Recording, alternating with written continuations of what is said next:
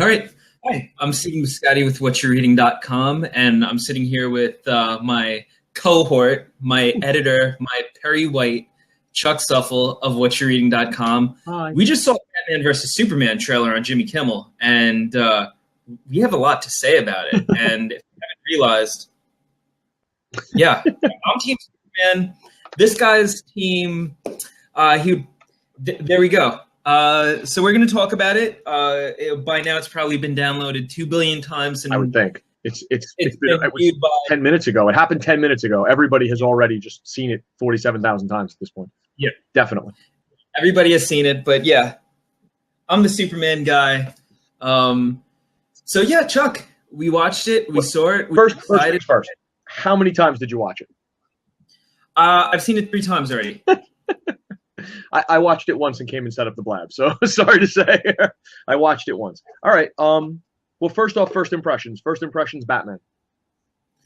Look, I got to say, and it's funny. I've been this morning when I was on Facebook, I saw that I got a 2-year memory post where I was talking about this movie from 2 years ago. Yeah. And so I'm a huge Superman fan. I loved Zack Snyder's Man of Steel.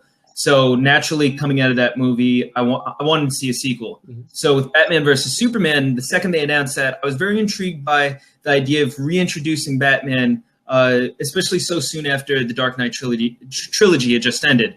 The second they announced Ben Affleck, I was excited. I've been a big fan of Ben Affleck since I was in grade school.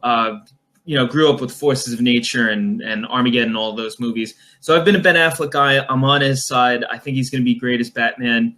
We saw the trailer. This was the first time where we really got an authentic, nearly 3-minute look at the film, even more so than the San Diego Comic-Con trailer. And he's the guy. He looks like it looks like Bruce Wayne ripped out of the comic book pages, stepped out into the real world, and a film crew led by Zack Snyder said, you know what, we're going to shoot this. We're going to document this. Ben Affleck's Batman. All right.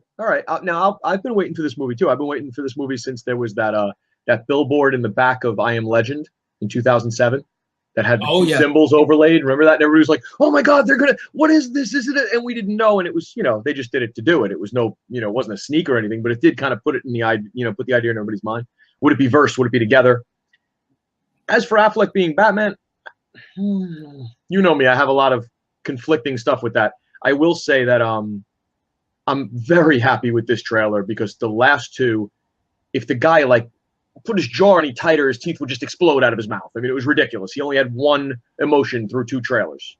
Just one emotion the whole time through 2 trailers. At least this time he actually speaks and his face moves and he, there seems to be some emoting of other than pure anger, which I'm a Batman fan. I mean, I've been reading Batman all my life, and Batman is plagued by a lot of demons and ghosts and problems, but he's not a robot. He's not a singular, marching through the world like he's, the reckoning come, to visit. He is a person, and I kind of hate when directors and actors kind of one note a character, especially when they're as iconic as these two. It's very easy to one note these guys, so I'm really hoping that they give him a rounded personality to play with. And Affleck can do it. I mean, he's done enough movies that I like him in. He's done enough movies that I hated him in too, but he's done enough movies that I like him in. I tend to go back in the Dogma days, I'm more of a younger Affleck guy, before he took himself so damn seriously. But I also like his directing. So, if he could take direction from a obviously great director, I think he'll pull it off. I think it'll be fun. Again, this trailer, I don't really want to go too into depth on details in the trailer, but this trailer definitely showed Batman being Batman and Bruce Wayne being Bruce Wayne. It really did. Yeah. It showed his versatility. It showed his intelligence. It showed his heart. It showed his guts, which really were the things that always brought me to Batman. Batman's a man. He's a person, and he's somebody who's trying to do something way over and above the rest of our heads. And that's impressive when they can kind of convey that on film. They don't always get it right. But I think they're going to get it right this time. It looks good. And well, we should go person by person. We don't want to jump all over the place. So, okay, all right. So we're both happy about Batman. Great. You want to hold Superman off for a second and talk about the little bit of Wonder Woman we saw? Well, I just kind of, before I do that, I kind of want to just say that I agree with you completely on Batman. You know, we got a brief tease back in April when they released the first teaser. Then when they showed the theatrical trailer, which was pretty much the San Diego Comic-Con trailer, we got another glimpse at the anger and potentially why he's so distrustful of Superman, especially post events of Man of Steel. Oh, and I agree with his distrust completely, and always have. You know that. Like, I get that completely. They're lifting it right from the comics, and I think with someone like Zack Snyder, I think, you know, with someone like David Goyer and Chris Terrio, who came on board after I almost called him Batfleck. Ben Affleck joined Batman vs Superman. I'm so excited by it. I'm misspeaking here. No, Batfleck. But yeah, after Ben Affleck joined, and especially seeing this, they have a complete vision for Bruce Wayne. I know certain people have voiced concerns over making it an older Batman, but I mean, we got Batman, and if you like him, if you're a tried and true fan who supported him back during the Schumacher days, I mean, this is a Batman for you. And I would argue that it's even more comic appropriate and comic reverent than the Dark Knight trilogy. But yeah, we saw Wonder Woman. Again, you know, we didn't see her in the teaser trailer. We caught her ever so quickly as Diana in the Comic-Con trailer, and a couple of brief action shots in the San Diego one. I kind of feel like we saw her more in the San Diego one as opposed to this one, but we got a great scene in this that shows the reaction of really Batman and Superman responding to who she is. I love the bit. I guess we could probably go into it now, considering certain people. I think what it also answered, without saying exactly what happened, I think it also answered that question. Oh, the villain. We all know what the plot is. We all know what's going on. But that reaction from the two of them really solidified the formula that we all assumed was going to happen in this movie. You know, because it's a formulaic movie. It is. You know, it's a very, very basic superhero story. It's, you know, two guys meet, they clash, and then they have to either work it out or kill each other. I don't think anybody going into this movie thinks one of them is going to actually lose. Neither one can lose. They're Batman and Superman. It's not a matter of who's going to win. It's a matter of how are they going to get past that and move on to something else. That's you know, that's sort of the whole point of this kind of movie. We saw it in every cop show. We see it in every, you know what I mean? This is the standard formula. Two big guys smash heads against each other until they figure out how to work together and solve bigger problems. And their reaction showed how quickly and how well that should work with these two actors and with these two characters. So I'll be interested to see how they play the triangle, you know, how they play that dynamic and where they go with it. And I hope they don't err on the side of the easy way out, which is, you know, one falls for her and one hates her, which would be a shame. You know, I hope it's more of an equilateral situation where they kind of more of a grudging respect, you know, soldiers in the trenches kind of thing, rather than, you know, her and Soups fly off into the night and Batman's like, I don't trust either one of them. You know, that would just kind of suck at the end, you know.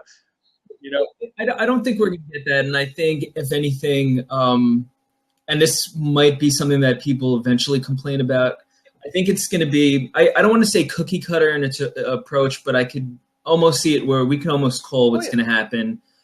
She's going to kind of play in throughout a little bit, I think, through Act 1 and 2. I don't really think we're going to really get her as Wonder Woman until Act 3, when they come up against... I mean, I think it's pretty safe to say we have Doomsday. There's no other way to call it. Yeah, that is Doomsday. Sorry for the spoilers, folks, but that's Doomsday. Yeah, we have Doomsday in the trailer. Who else could they have used to bring these two guys together? Yeah, I like the idea. I guess we'll do Lex in a little bit. But I like the idea. Leave him till later, because there's a couple of interesting things. So let's move through the action, and we'll talk about Lex. But we always knew that as a physical threat, especially coming off of Man of Steel, where you had Zod, you need a grander threat to humanity. And sure, you could do Metallo or Bizarro, but these are all characters that Superman could face on his own. And you can't really do Joker and Lex Luthor teaming up because, well, we've seen that done before. It's just not going to hold the weight for the story they're trying to tell. You also just hit it. You hit it right on the head. Yeah. Every Superman movie ever been made, Superman fights two villains. He fights Lex or he fights Zod and his cohorts. He doesn't fight it. Oh, he fought himself once, to a standstill in a junkyard. Exactly. But they've never had the guts to bring any other villain out of his rogues gallery for some reason. I don't know why. I mean, Batman, they've thrown everything they could ever find. Anything he could ever fight, they throw at him. Superman, they keep sticking to this silly formula of either Lex or Zod. It got boring for me as a moviegoer. You know what I mean? And as somebody who's read the comics for so long, and I don't love Superman, but my God, it's not that two-dimensional a book. There's other stuff going on, So I was really happy to see them throwing in a villain that actually raises the stakes.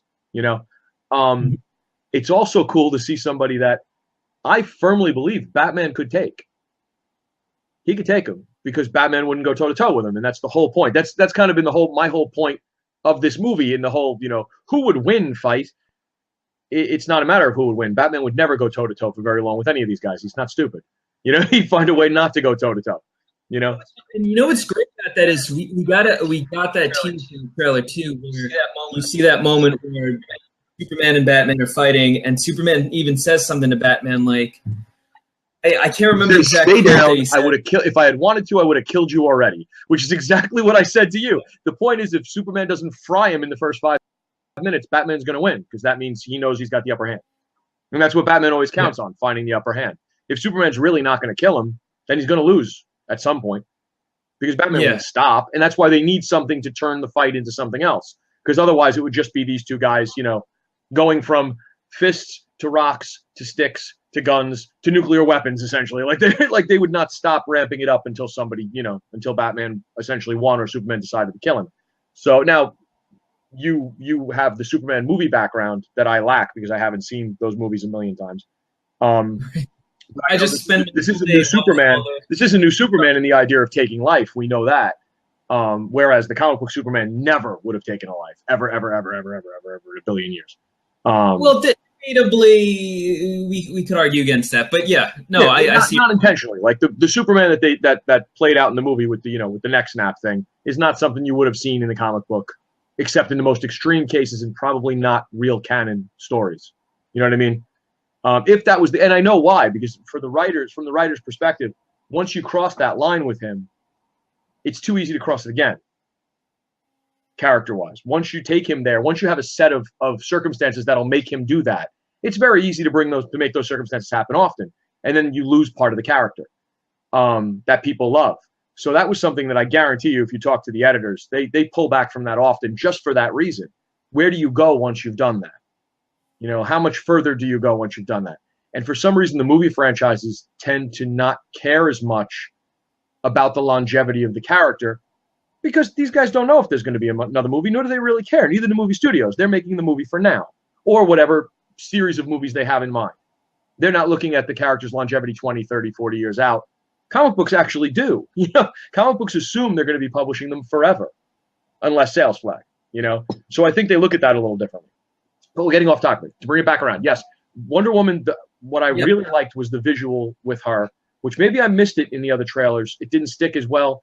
But even the way they showed her physical prowess, I mean, I know who she is. I know her backstory. I know how powerful she is. But what they showed, she got knocked on her heels. You know what I mean? She was obviously on the defensive in this scene, which was great, because it showed her strong, resilient, ready to fight, but not unbeatable. And that's the one thing that I really am looking for in a Superman movie. The whole problem I've had with Superman all my life is that he's unbeatable. So what's the point? How much fun is that? The whole point of a movie is supposed to be to fear for the protagonist. I can't fear for Superman. I've never cared about him enough to fear for him. You know what I mean? They've never given me a reason to fear for him. Putting Doomsday in there, that I'm scared of. You know what I mean? That could be interesting. Well, I think it's just kind of knowing the whole storyline for Superman. We know this is a character that's killed him in the comic books. Yeah. Will they in the movie, we don't know. I personally, I don't think so. But Wonder Woman was great. We could extrapolate. We could spitball. Sure, speculate. But I think just like what you said about Wonder Woman, they really showed a polished visual of how she moves, of really how they're going to depict her, and it was a great teaser for that. Oh, she fit perfectly. Yeah, in the San Diego Comic-Con one, we saw her in a few scenes in action, which was set. Now it's very clear that the scenes that we saw in the past trailer are definitely a part of this whole Doomsday battle. But it was still very early on in the production, and I think now this is pretty much like, if anything, like this might be the final visual. And Zack Snyder, he's a visual guy. He's done Sucker Punch, he's done 300, Watchmen, Dawn of the Dead. He's done all these things that are very known for a very slick, very stylized look. And I think he's perfect for Wonder Woman. And what we saw of her, even though we still haven't heard, like really seen her, outside of Wonder Woman, or really seen her interact with anyone else fully in the way that we saw Clark Kent and Bruce Wayne interact finally. But she's great. And if anything, this has me now even more excited for the Wonder Woman solo movie, especially as they're filming that right now. But yeah, Wonder Woman was great. I'm very excited that they showed what they did, and that we got a reaction from Batman and Superman. Yeah, well, I think that was important to show. They showed the humor of the film too, and that's something we haven't seen yet. And they definitely played up a little bit more of the lighter tone to this movie, so it's not all doom and gloom. I think that was very cool. Yeah. Well, now let's move on to Lex for a few minutes, because I think this was probably Lex was probably the star of this trailer, if not Doomsday. If Doomsday trailer and Doomsday was surprised, Lex was the star.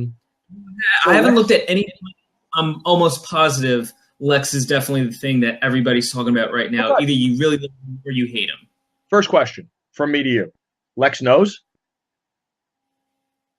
He knows. In regards that Bruce Clark. Is what? Clark. No, that Clark Superman? Yeah. Come on. He introduces the two of them. He makes the references about the handshake, bangs him on the chest, does the whole don't pick a fight with him thing. You really think that that's just him being a ball? I think it plays both ways. But I would say that I would be very considering the idea that Lex has decided to use these guys against each other. Yeah, considering to me, it goes back to the approach that they had with Man of Steel. Their whole idea behind making Lois Lane already know that Clark Kent was Superman. It was the whole idea that she's this Pulitzer Prize winning investigative journalist. She's this brilliant woman. So it's kind of almost fiendish to approach the character in a way and suggest that she's so smart but too lackadaisical to ever figure out that Clark Kent is Superman. So she knew right from the beginning. It's debatable whether or not Perry White knows. Maybe we'll get that. Maybe we won't. That's not really that important. Yeah. But Lex is a genius. And I think that to kind of have Lois Lane know, but Lex doesn't even know, I think that would maybe be silly and an oversight. And I think, I would say that I believe Lex Luthor is definitely aware that Clark Kent is Superman. If he doesn't know that those two gentlemen are who we know them to be, and he has a line like, I love putting people together, and he has this obvious thing where he gets them in the same room for no reason, doesn't make sense. It would be, to me, to my mind, that wouldn't ruin the movie for me, but it would definitely take a whole lot of air out of it. You know what I mean? It would make it go like, I'd be like, really? So what was the point of that scene then? What was the point of having him enter that scene? Because you could have played that scene without him and just had it be Bruce and, Clark squaring off, not knowing who each other were. I'm also assuming that Clark already knows who he's dealing with. That Bruce Wayne Batman? Yeah. Oh, clearly. That's, and that's another one of those, who's that guy? Really? Did we need that line? That was kind of a throwaway. That was, Well, I would like to share, a little bit about the film. I think it's safe now to speak about this. We're both from whatyoureading.com. We've covered, the film since the beginning. We were at New York Comic-Con operating as press. There are a little more insights that we both share of knowing a little more about the film than I'd say that the common viewer of the trailer. This is something that I think we could safely say in it, and it will be corroborated. If you do your research, and even just in 3 months when the film comes out. But the whole idea is that Clark Kent is He's a journalist for the Daily Planet, but he's not being taken seriously by Perry White. And if you think about that, it's a great Nolan-esque approach to it, because the thing is, Clark Kent doesn't really have a background in writing, so he gets this opportunity to work for this huge paper, but they're not going to be giving him these really hard edge news assignments. They're going to give him fluff pieces, so he's more being utilized more as like an entertainment reporter. Okay. He hates his position at the Daily Planet, and he wants to take it a step further. Perry White, as we saw in the last trailer, kind of like says like, no, like I don't want you doing the whole Batman thing. Yeah, who are you? Nobody, Clark Kent taking on the Batman. So Clark Kent takes it upon himself that as he's doing the entertainment beat, that he's trying to do some investigation into Bruce Wayne, into Batman on his own. And I think based on that knowledge already, Clark Kent already knows, or at least if he doesn't know, he already believes that, like, yeah, this is the guy that's Batman. So now, does Bruce know? Because I got to tell you, that interchange at that party, at that event, made it look like he knew. I mean, you don't look a guy up and down when you're saying it for no reason, you know? Yeah. The freaks dressed as clowns line was kind of on the nose. If he does it again, that whole scene only plays without being stupid, if you pardon my language. It only works, rather, if all three of those people know something about the other one that they think the other one doesn't know about them. Yeah. Or doesn't know that they know. In other words, it only works if Bruce knows but thinks Clark doesn't know he knows, and vice versa on everybody else's part. Otherwise, if they all knew that all the information was shared by all three of them, then screw it. Drop the gloves and go right now. You know, there'd be no reason to wait. You know, everybody goes to the bathroom, comes out in costumes and starts fighting. Like, who would care? But, you know, so they all, I guess that act one has got to be sort of the dance between the three of them trying to set it up. You know, Bruce trying to find out everything he can, and Clark trying to find out everything he can, and Lex trying to orchestrate the two of them to butt heads. It's a brilliant idea from Lex's angle, because if you really want somebody to take out Superman, who better than Batman? I mean, we know that as comic book fans. I mean, there's a great comic book. I don't remember the title of the comic, but the animated was Doom. It was Legion of Doom. No, it was Justice League, the Nail. The one where Batman's files get out and they have the way to take down every superhero, because Batman has figured out how to take down every superhero, because that's what he does. If you're going to look for anybody who does that, not the Nail. It was called Justice League: The Tower of Babel. Yes, I think it was that was the graphic novel. Yeah, the video, the movie Dune. Yeah. It was brilliant, because the fact is, if anybody's going to do that, if anybody's going to sit around at their back computer and input all this data, it's Batman. And I really hope they kind of play that up. Like, I know in the second trailer they showed the kryptonite that Lex obviously has. Now I'm wondering, you know, will Batman get a piece of that? Will Lex leak that to him? Will Lex make a deal with Batman at some point, or will we ever get to that point? You know, or will Doomsday come out too soon? Some of the action figures and some of the Lego sets for Batman versus Superman. And side note, the Batman versus Superman merchandise comes out January 1st. So start expecting those to be hitting store shelves soon. Yeah. But some of the Lego sets and toys actually confirm that Batman's going to have a kryptonite gun. Okay. So I believe that at some point we're going to see Bruce get his hands on that. Well, and what would, not to spoil, but in the clip, when we see that great, you know, slow-mo attack thing that happens right after we see Wonder Woman, Batman's holding the gun. Yes. It looks like kind of like a spear gun, or it almost looks like a machine gun with a spear tip in it, kind of thing. That would it could very easily be a kryptonite harpoon, but right, just as easily as anything else. You know, it could very easily be a dark gun with kryptonite in it. I guess we'll see, you know. Do we have any information on how Doomsday is created, or where he's from, or any of that? Do we know how this is coming about? A lot of speculation on it. There were a lot of rumors that had suggested a while ago that Lex was going to get a hold of General Zod's body, and that through whatever he was going to do with Zod's body, he was going to somehow evolve him into what would be Doomsday to the fans. Now, in this trailer, I got to say, I love that Michael Shannon's back. I thought, you know, he's a great actor to begin with. Love that he was in Man of Steel. Loved his performance as Zod. And I think it's really cool that we're getting Michael Shannon back to a slight degree in this movie. It's just always cool to see a returning face. and just to remind us that the movies are connected. But I really think, based on the trailer, that you just gave that speculation. You can speculate from that nugget. You can speculate the entire third act path. Because if Lex gave Batman what he needs to beat Superman, but Batman teams up with Superman, but Doomsday is made out of a Kryptonian, then the thing that would affect Superman would affect Doomsday. Yes. Yeah. So you therefore have the strongest man on our planet with the smartest man on our planet, essentially, next to Lex, with a weapon designed to take out the type of creature they're fighting. Right. It's not cookie cutter, it's formula. There's a difference. That's the point. It's very easy to call it like too simple or cookie cutter or lazy story, but it's not. If you follow the mythos of storytelling, and if you look at superhero stories, and if you look at gods and monsters kind of stories, and you look at the Greek myths and all that kind of stuff, you realize that these stories follow a very specific path, and they should. That's what makes them fun, right? I hope it follows that really not easy, but that really straightforward hero formula, because that's the movie that you walk out of the theater and your heart is bursting out of your chest and you just want to take off and fly around the world. That's Rocky 1. That's Superman 1.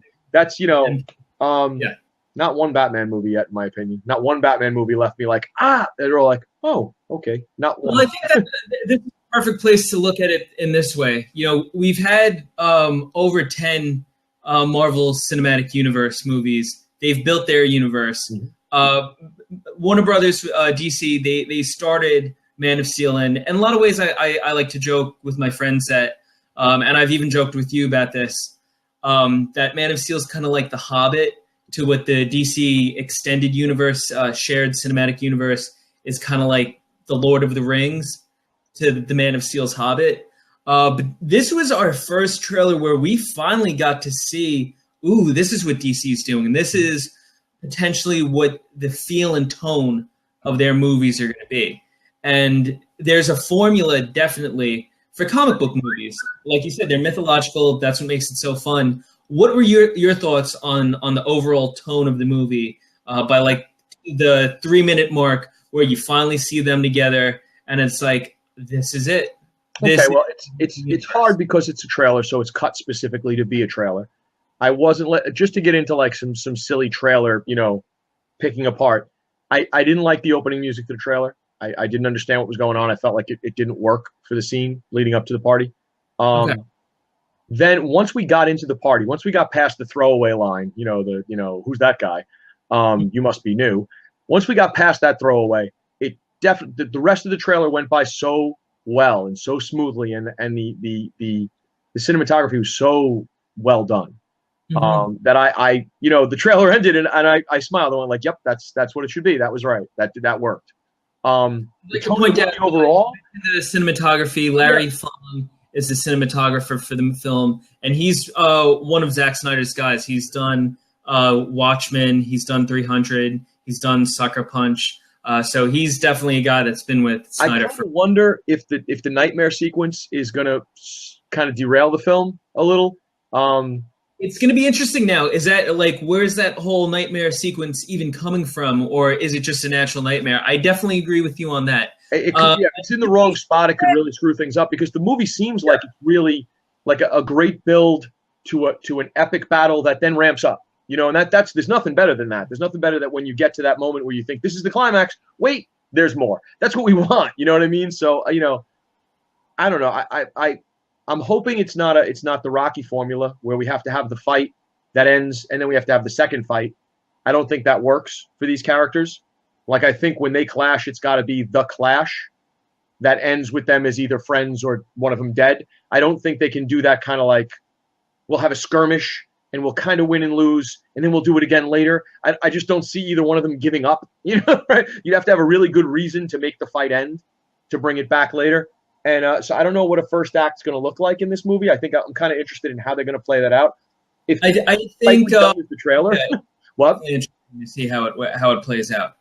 It's going to be interesting. I mean, again, I'm not, you know me, I'm not uber excited about this. And one of the reasons why I haven't been was because I don't appreciate DC's obvious, well, not obvious, but their statement very early on that their TV universes and their movie universes are separate and actors will not cross. And this is this guy for here, but we're going to recast him for that. That annoys the hell out of me because I like to see everything kind of in one bubble, if that makes any sense. I'm a comic book guy.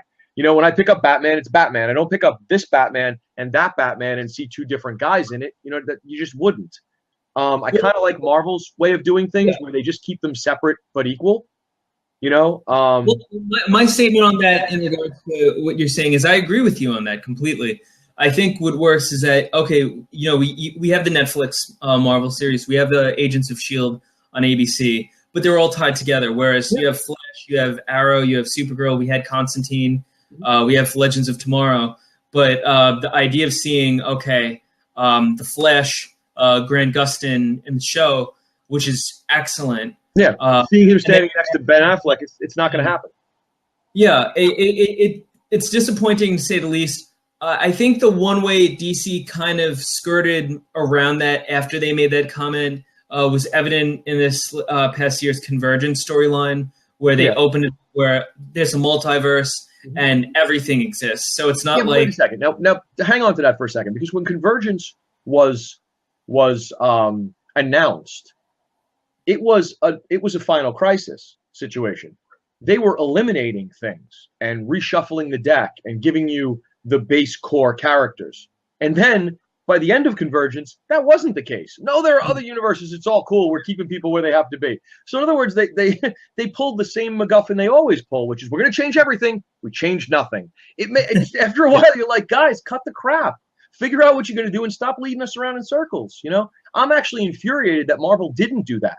That Marvel actually eliminated a bunch of stuff, you know, when they made their Battle World and did all that crazy bull. You know, I'm actually like, oh, come on, guys, can't you just hit the reset switch? Because this is garbage. I'm not even reading anything now. Well, you know, I think we both agree that the tone's going to be interesting. But what I'm going to be a good movie. I'm not. There's no way this movie isn't going to be a good movie. My questions are how good. Now, Batman's going to come out on top. Batman will be the hero of this movie in the long run. Superman will still be the alien. And I don't know if you noticed, to go back to that scene for a minute, that scene in the party, one last point for me.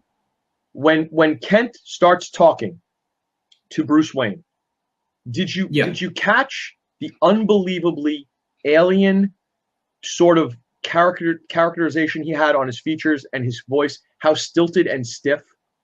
When they come back to him after Bruce responds, he's very relaxed. But he looked so alien in that moment. I was like, wow, you're pulling off the "you're not from around here" vibe very well. And I honestly believe that no matter who Superman is to you or to anyone, there's no movie that's going to end with Batman skulking off into the shadows and Superman standing in the sun at the end. They'll either be shoulder to shoulder, leave on equal terms, or I wonder if this will come out with Superman not being the national hero he was or he's supposed to be.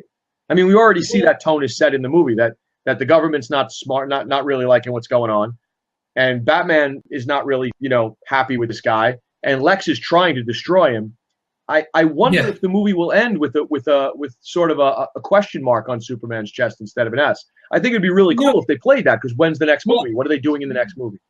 I think what's definitely interesting about it is that, you had such a debate, like the ending of Man of Steel ended where, Metropolis was almost partially destroyed, like pretty much decimated by Zod.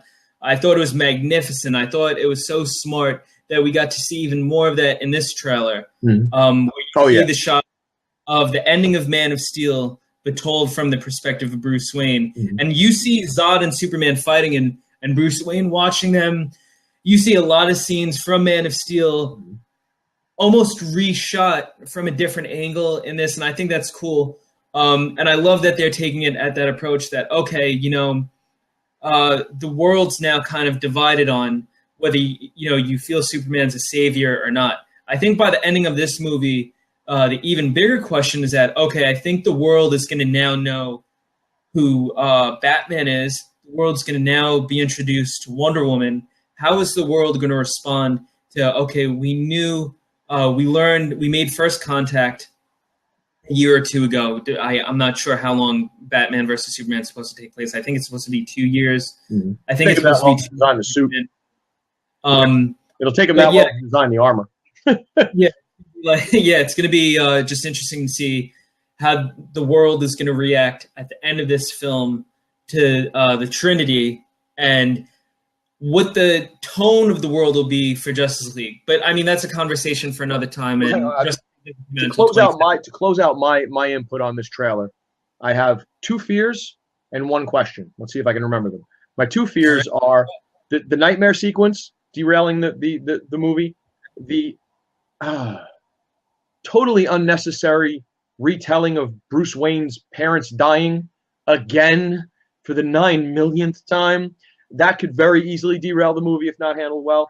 And my speculation question mark for the end of the movie, I could definitely see ending the movie very similarly to another Superman movie they ended, where the end of this movie, Superman leaves to go off and think, and we leave essentially Wonder Woman in that heroic role and Batman in that vigilante role.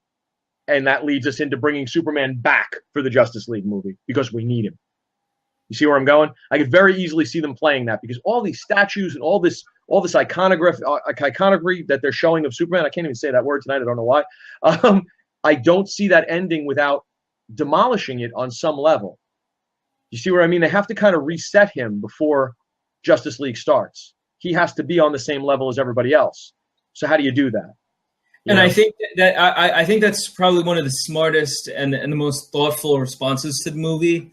Again, like I said, I haven't really gotten the chance to read what other people are saying, but I don't read what other people say. I read what you say. I really loved exactly what you had to say because the thing is, I don't think that's something that a lot of people have given thought.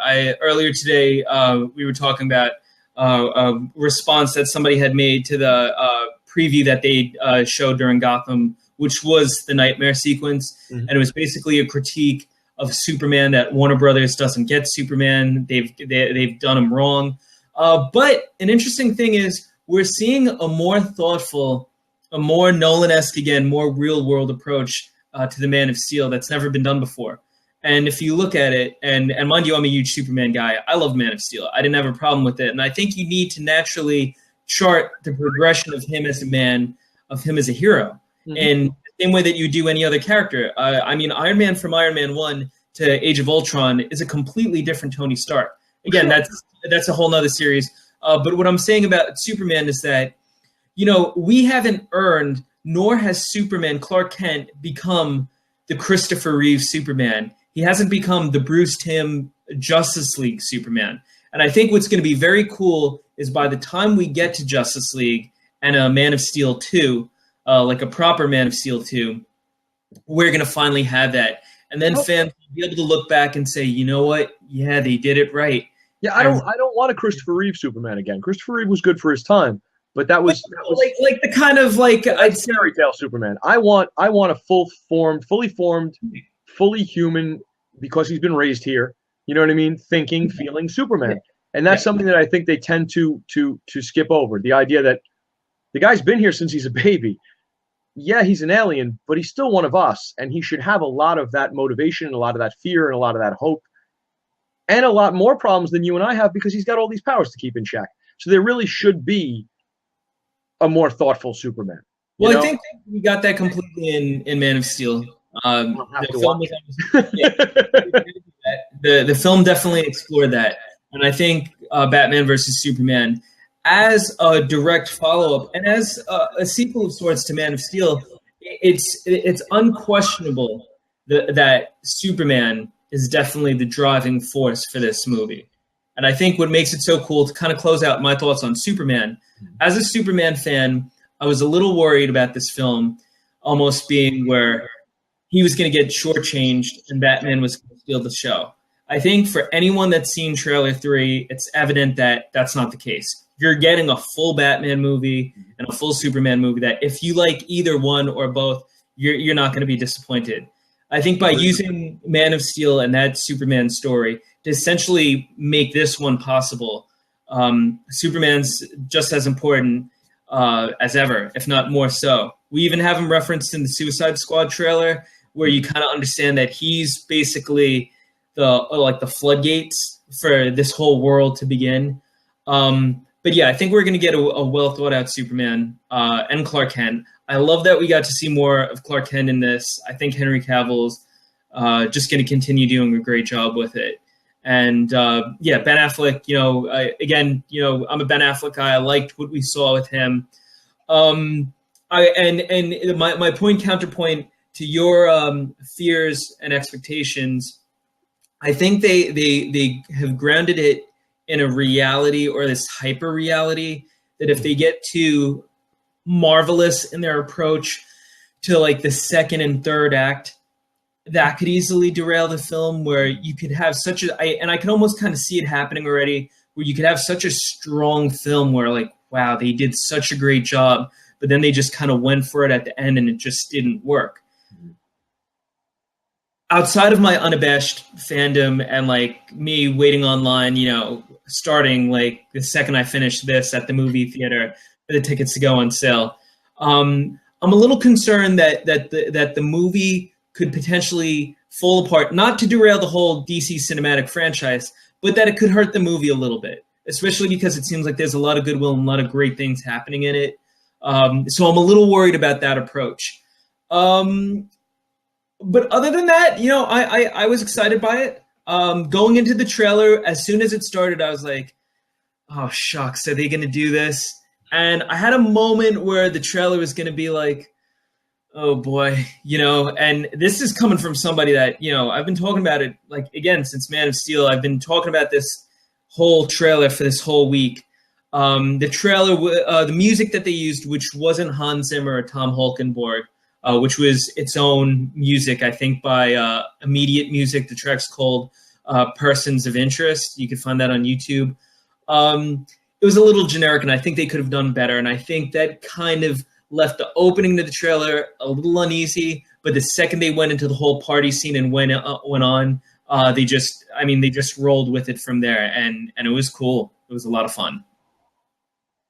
I agree with you completely. I think this is going to be it's going to be an interesting film. It's going to be a fun, interesting film. I don't know who I'll come out liking more or who I may not like at all. I think we're going to come out liking Wonder Woman. I think she's going to steal the show. Yeah, I hope so. I really hope so. She deserves it. Character-wise, she deserves it. And actress-wise, too. It's a real risk to put her in there. Yeah. If she comes out as big from this as I think she can, it's going to be a huge win.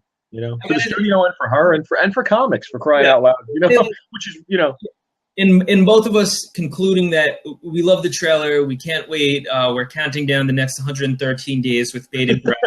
And we're going to be wearing our Superman hats and Batman shirts nonstop. Wonder Woman definitely deserves her time on the big screen. And Gal Gadot, I think she's going to be wonderful. A lot of people, in a lot of the same ways when Ben Affleck was cast, said a lot of really rude and nasty things about her, but I think we saw the first picture of her. We've seen the 3 trailers now. She's Wonder Woman. Mm-hmm. She's Wonder Woman. There's no question about it, and she's going to be awesome. And it's going to be really great to see people react to her and turn around and say, you know what, I'll eat my hat. She. And hopefully it's a Wonder Woman hat that they're wearing, because she was awesome. All right. Well, let's wrap this up. We don't want to run too long. Okay, cool. Thumbs up on the trailer from both of us. Obviously, we both loved it. We can't wait for the movie. Stop by whatyourreading.com to read all the articles we have on Batman vs. Superman. We have some good stuff up there, written by Steven. Keep on the site with us, because we'll be bringing everything we can get. Anything we can find to tell you, we'll tell you. And come see the film with us. Find us. We'll be there. Opening day, we'll be there. We will, right, Steven? Yeah, we definitely will. Thanks for hanging out, man. We'll talk more. Good night, everybody.